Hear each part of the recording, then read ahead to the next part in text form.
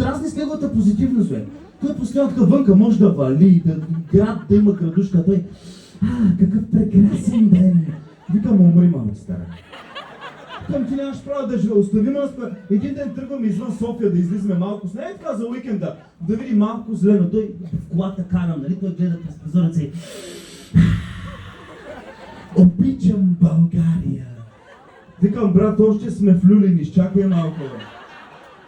И постоянно дразня с неговия позитивизъм. Праща ми преди известно време, така знаеш, получавам нещо в месенджера, праща ми нещо в месенджер, някакъв плейлист.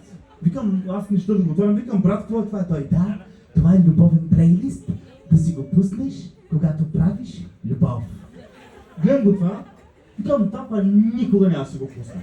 Защото това е любовен плейлист от YouTube, което означава, че още след първата песен ще почнат рекламите. Аз не мога да си позволя такова разконцентриране. Вие хора, представете ли си, аз правя секс, супер концентриран съм. Това са ми най-важните 4 минути в живота. Не искам нищо да ме разсейва. И в този момент свършва първата песен, почва рекламата и ти чуваш нагле гласец на Юли Тонкин. Хей ти! И аз, ох, Юли, не точно сега, бе.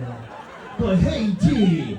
Имаш ли усещането, че винаги нещо не ти достига? И аз, да, 5 сантиметра. Имаш ли усещането, че винаги другите се справят по-добре от тебе? И мацката, да, бившия ми. Не, никога не пускайте плейлистове в чуче по време на секс-года. Никога. Дразни ме моят приятел, защото някакъв по-млад от мен, такъв той на 20 години. Нахъсане от всичко, някакъв се кефи, някакви глупости. И осъзнам колко съм по-възрастен. Примерно, осъзнах колко наистина съм удъртял. Преди изведа, защото научавам нови термини. Езика е различен с младите. Примерно, скоро научих нов термин. Между другото, я да направим една анкета из вас.